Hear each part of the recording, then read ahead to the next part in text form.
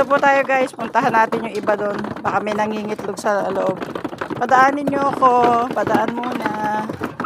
Daan. Ha? Tignan nyo po. Sa kabila nito, andito yung aming mga bibe. Yun mo, yun sila oh. Nakikikain. Ayun yung mga pato. Ayun yung mga tuka ng pato. Nakikishare sila. Hindi naman sila makapasok dito oh. Ayun sila. Kawawa naman. Punta tayo dito guys. Subukan nating pasyalan. Kung minsan nandun po sa ilalim yung itlog. Ayun oh. Minsan yung asawa ko nalang kumukuha. Ito.